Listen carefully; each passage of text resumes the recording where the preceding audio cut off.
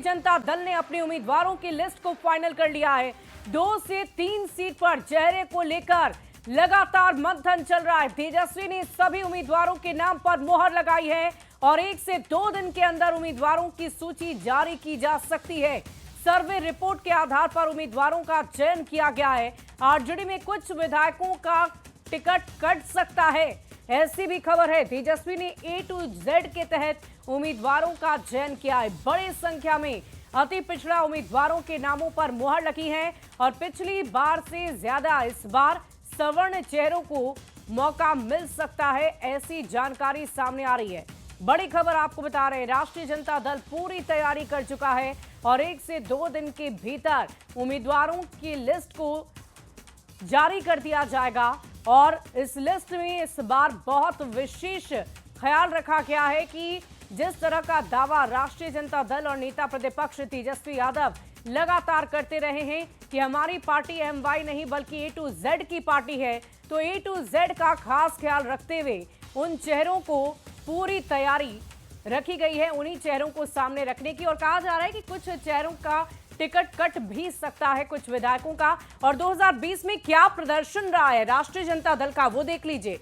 देखिए, राष्ट्रीय जनता दल 144 सीट पर चुनावी रणभूमि में उतरी और इसमें से 75 सीट जीत गई और 23.11% उनका वोट प्रतिशत रहा। वहीं कांग्रेस की बात करें तो कांग्रेस ने 70 सीटों पर लड़ाई लड़ी और 19 सीटें उन्हें हासिल हुई। 9.48% वोट रहा है। तो देखिए, आरजेडी ने लगातार पूरी तैयारी कर रखी है। और इसी बीच वीआईपी अध्यक्ष मुकेश सहनी का बड़ा बयान आ गया है। महागठबंधन में सीट शेयरिंग हो गई है। बड़ी खबर आपको बता रहे हैं, सीटों का फॉर्मूला पहले ही तय। सहनी 1 से 2 दिन में खुलासा हो जाएगा। बड़ी खबर आपको बता रहे हैं, सहनी क्या कुछ कह रहे हैं, सुनिए।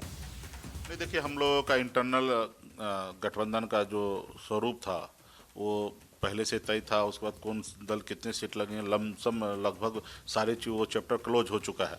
अभी बहुत जल्दी कल या परसों हम लोग प्रेस कॉन्फ्रेंस करके आप लोगों के बीच में कौन दल कितने सीट लड़ेंगे, कहां से लड़ेंगे, CM कौन होंगे, डिप्टी CM कौन होंगे, इसकी घोषणा हम लोग बहुत जल्दी आप लोगों के बीच में कर देंगे।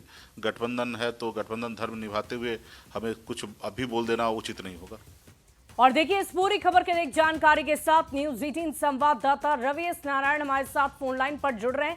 रवि, क्या कुछ जानकारी है? राष्ट्रीय जनता दल इस बार A to Z का दावा करते हुए उम्मीदवारों का लिस्ट तैयार किया गया है और किन किन बातों का खास ख्याल रखा गया है इस लिस्ट में? देखिए, तेजस्वी यादव ने कोशिश की है कि इस बार विधानसभा का जो चुनाव है वो बहुत महत्वपूर्ण है और उसे देखते हुए कोशिश इस बार की ये है आरजेडी की, खास करके कि जो A to Z का जो फार्मूला है, जो कई चेहरे हैं, उसे इस बार ज्यादा मौका दिया जाए। और इसी के तहत जो तैयारी, जो सीटों की सूची जो तैयार की है, उसमें अति पिछड़ों की जो भूमिका है वो बढ़ाई गई है।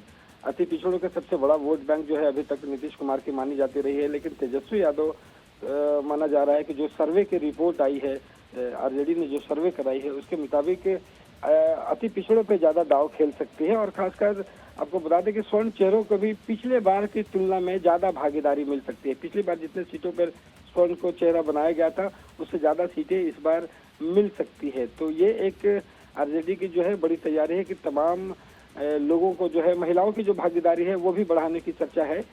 महिलाओं की भी भागीदारी है वो ज्यादा से ज्यादा देखी जा सकती है, क्योंकि पिछली बार जितने महिलाओं का टिकट दिया गया था उसमें स्ट्राइक रेट जो था वो 90% का था। उतनी सीटें जो है महिलाओं ने जीत करके। रवि, चलिए आपको रोकना चाहूंगी। इस वक्त हमारे साथ कांग्रेस के प्रवक्ता असित नाथ तिवारी जी जुड़ रहे हैं। असित जी, देखिए, कल अगर हम बात करें, जैसे ही चुनावी तारीखों का ऐलान हुआ, तेजस्वी यादव ने 2 पोस्ट करते हुए एक पोस्ट में खुद को एक बार फिर से मुख्यमंत्री का चेहरा बता दिया है। और साथ ही साथ एक तरफ अगर हम वीआईपी प्रमुख मुकेश सहनी की बात करें तो वो बार बार ये कह रहे हैं कि अगर जीते तो डिप्टी CM तो हम ही बनेंगे। तो ये क्या चल रहा है? किसी भी बात पर सहमति कांग्रेस ने तो अब तक नहीं जताई है। अपनी दावेदारी कभी भी नहीं छोड़ी जाती है। राजनीति में एक उसूल हमेशा देखा है कि कोई अपनी दावेदारी नहीं छोड़ता है।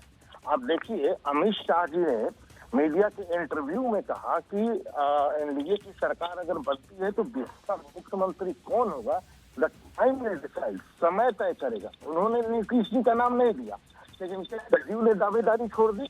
जदयू के तमाम लोग कहते हैं कि अगला मुख्यमंत्री नीतीश कुमार ही होंगे, इसमें क्या संदेह है। तो राजनीति में दावेदारी करना कंफ्यूजन वाली बात नहीं होती है। ये कोई ऐसा नहीं है कि गठबंधन में खटपट है।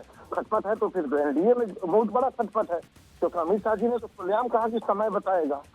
तो दावेदारी राजनीति में होती जाती है, कोई हैरानी का विषय नहीं है। लेकिन असद जी, दावेदारी की बात अगर सामने आ रही है तो कांग्रेस ये खुलकर क्यों नहीं कह रही है कि मुख्यमंत्री का चेहरा तेजस्वी यादव ही होंगे? कितनी दफा कृष्णा अल्लावरू से बात की गई, कांग्रेस के तमाम नेताओं से बात की गई, किसी ने भी ये हामी नहीं भरी कि महागठबंधन का चेहरा तेजस्वी यादव है।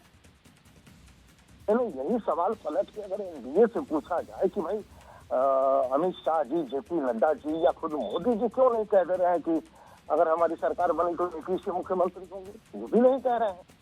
असद जी, लेकिन लगातार अलग अलग दलों के नेताओं की तरफ से सिर्फ और सिर्फ यही चर्चा की जा रही है कि 2025 नीतीश।